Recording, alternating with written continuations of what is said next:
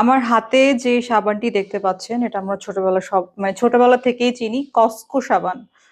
সব বাংলাদেশের কাছে এই জিনিসটা খুবই চেনা। এটার মধ্যে দেখবেন যে লেখা কসকো গ্লিসারিন সোপ। এই সাবানটা এজন্যই অন্য সাবান থেকে আলাদা।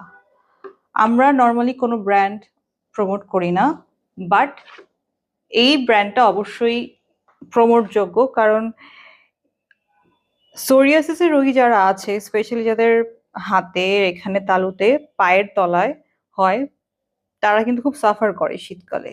শীতকাল কি, সারা বছরই সাফার করে, কিন্তু শীতকালে দেখা যায় ওনাদের পা এবং হাত বেশি ফেটে যাচ্ছে, বেশি চামড়া উঠে যাচ্ছে, কিছু ক্ষেত্রে রক্তপাত হচ্ছে।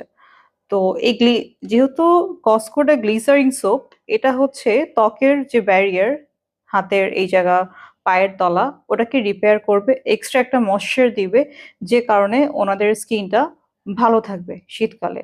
এছাড়াও যাদের স্কিনটা একটু ড্রাই হয়ে যায় শীতকালে, তারা কিন্তু বডিতে ইউজ করতে পারবে। আমি বলে রাখি, সাবানটি কখনো মুখে ব্যবহারের জন্য না, এটা হচ্ছে বডিতে ব্যবহারের জন্য। স্পেশালি যাদের সোরিয়াসিস আছে ওনারা এটা ইউজ করবেন। সাবান, কোনো বডি ওয়াশ না, এই সাবানটা ইউজ করবেন। এটা সহজলভ্য, আমাদের দেশি, এবং আমি আশাই করে রাখি এটার দাম এখানে লেখা আছে 65 টাকা। তো আই গেস এটা মোটামুটি অনেকেই অ্যাফোর্ড করতে পারবেন। স্পেশালি সোরিয়াসিস রোগীদের জন্য খুবই ভালো। আর সোরিয়াসিসের রোগীরা আরেকটা জিনিস ফলো করবেন অবশ্যই শীতকালে, যেটা আমি বলেছি, যে পায়ের তলায় ভ্যাসলিন দিয়ে মোজা পরে ফেলা। তাহলে এটা আপনাদের স্কিন ভালো থাকবে। এটা আপনারা উইকে মিনিমাম 3 বার করতে পারবেন। যদি বেশি সোরিয়াসিস থাকে সেক্ষেত্রে ডেইলি করলে ভালো। আর যদি মানে কন্ট্রোলে থাকে অথবা হালকা পাতলা থাকে, উইকে 3 বার করবেন, দ্যাটস ইট।